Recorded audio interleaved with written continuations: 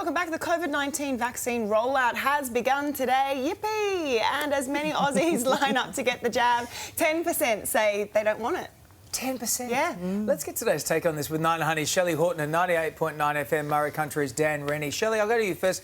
I mean, do you know anyone? I mean, I knew before we got the vaccines coming into the country and approved, there were a lot of people that were hesitant about how fast it was rolling out, or, you know, I understood that. But I thought those people were turning around. But do you know people that won't get the vaccine apart from Novak Djokovic? So I think, I think that this is where it's a little bit tricky because I do have some friends saying, I don't want to be first.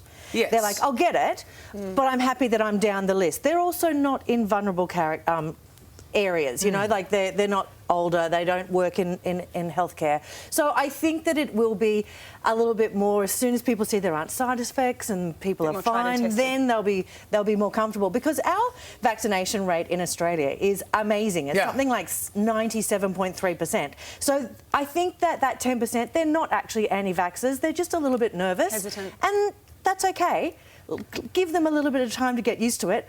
I can't wait to roll my sleeve up. Bring it on. We've got a little bit of time to wait, don't we? Dan, Indigenous communities have done so well and we've kept the COVID-19 out of those communities. So how important is it for Indigenous Australians to get the vaccine? Yeah, look, it's super important. You know, our mob are in that vulnerable category that Shelley spoke about, you know, elderly, frontline workers and First Nations people. But we've seen real success in and around Aboriginal communities during the pandemic. In fact, some of the communities were the first to shut up before any other borders. So I think a lot of our mob have been on the front foot. The vaccine is super important for all Indigenous Australians, and I really hope it gets to the areas where it's needed most. Yeah, I hope so too. Look, also making news this morning, staying on this vaccine topic, because it was shocking last night at the Australian Open. Fans booed when the Victorian government was mentioned during the trophy presentation. Many other people to thank that enabled this great night to take place in the last couple of weeks. The top of that list is the Victorian government. Without you, we could not have done this.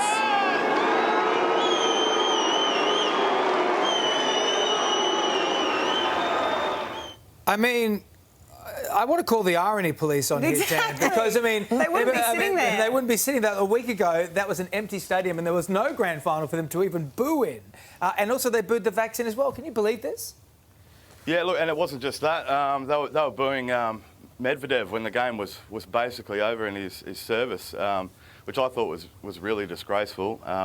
But you're right, I actually enjoyed the tennis a little bit more where there wasn't crowds and you know, you sometimes have to hold play for waiting for these yahoos to carry on. But, you know, as you said there, DC, they wouldn't be sitting there if it wasn't for the Victorian government and also the Australian Open organisers who copped a big boo as well. So, yeah, look, pull your heads in.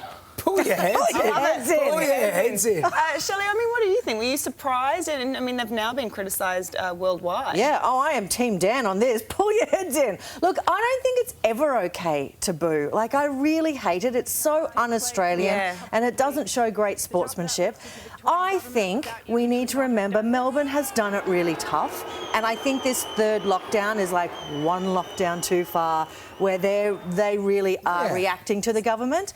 But at the same time, I'm not about the booing. Pull your heads in. Look, let us know what you think about that at home, because, I mean, a lot of people watch it. We want to know what you thought about the booing of the government. I mean, you can boo a government if you want, that's fine, but also of the vaccine, I don't know about that. Yeah, perhaps it was more so the government and the lockdowns. I think so.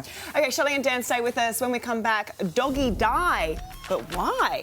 The style trend that has pet lovers fuming. And hiding in plain sight, the secret phone hack that allows cheaters to hide their dating apps. Uh-oh.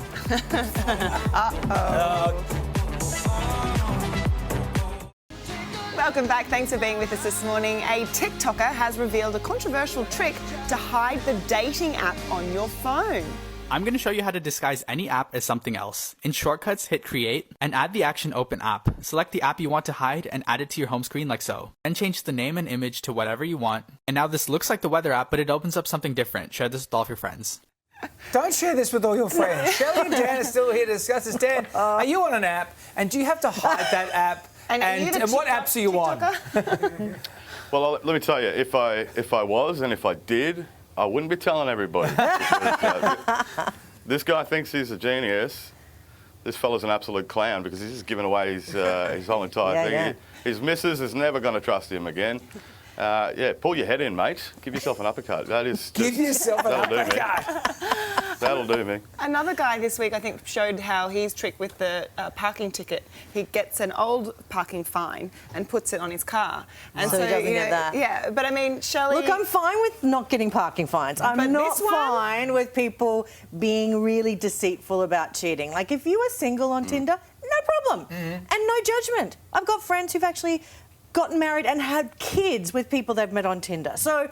Well, that's a good point, though. It may not is- just be for cheaters. It may be for some people who Who don't feel want... a bit of judgment about it. They might be single, but they don't want their parents to know they're on Tinder. I don't know. But if it is so you can be Cheaty McCheatface, no. Cheaty. Cheaty McCheatface. We've had uppercuts, we've had... Well, your head in, Chief, it's all happening. Right, let's see if we can go with this one then. Also making news this morning, a dog groomer has made headlines for dyeing her dog different colours. But, like, look, it's a short hair, see? Using safe dye. People are even convinced Echo is a Galaxy breed. That's camp. Shelley, though, the short hair bothers me. I guess on long hair, Bella's got long hair, yeah? You could dye that for, I'd be like, OK, if as long as it's safe pet dye. But shorties, I don't know. It worries me a little bit as a pet owner. Well, it's pet safe dye. So it's just like I dye my hair and it's human safe dye. I haven't done it yet. I was going to say, Yes, you I've totally seen do a it. few puppies at the park with just like their tail pink Yeah. and I've stuff seen that like that, too, and yeah. I'm kind of like, I like that. We recently dressed Bella up. There She's you go. a rescue. There's one with just his tail just done. the tail. Look at There's that. Bella. Is that your dog? She is a rescue from a puppy farm who had a horrible life, and now she's a princess. So I think. And look at her happy face. Look at how happy she is. So that was actually raising money for the RSPCA. So I'm totally on board with it. But my husband and I down, had Shelley, my the goodness. chat of, who are we? What are we doing? Dressing up our dogs and It's all right. And you can now paint dogs' there nails is as actually well. nail polish for dogs, and I said no to that. My husband Darren was like, could be cute on Bella. Oh, I don't know, Dan. I don't know. Dan, what do you think about It's a bit this? outrageous. Nah, I hate it. not for it. I'm a dog fan. You know, I've got 3 dogs, but you know the outfits, the hair dye. I think this poor dog's got to get around looking like that, and the other dogs are looking at him like, what's going on there, champ? What's going on there, champion? But no, look,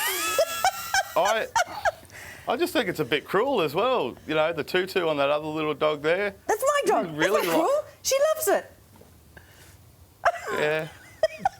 Dan, you're softening. You're softening. I can see in your face. I'm coming you're looking around. at it. You're bringing me around. Next minute, Dan's 3 dogs have got a little bit of a... Oh, Dan is like, Dye. I would never do that. Oh, but then again, that is quite Cute. cute. But Dan, are your dogs white fluffy dogs, or are they like man Cattle dogs? dogs. No, they're pug dogs. So who knows? Pugs They look might look great pretty in a bow enough. tie. Oh, I don't know. You could get You could have like lot of the followers with a Wiggles pug dog. version of the pugs. You could have a different pug in a different colour, like the Wiggles. Gee whiz. Okay, let's leave it at that. Okay, Dan, franchise good to that. see you. Shelley, great to have you both on the show. You Thanks, both guys. take care. Thank you. Still to come, Crack That Whip. Michelle Pfeiffer makes headlines for her role as Catwoman 20 years on. Boom.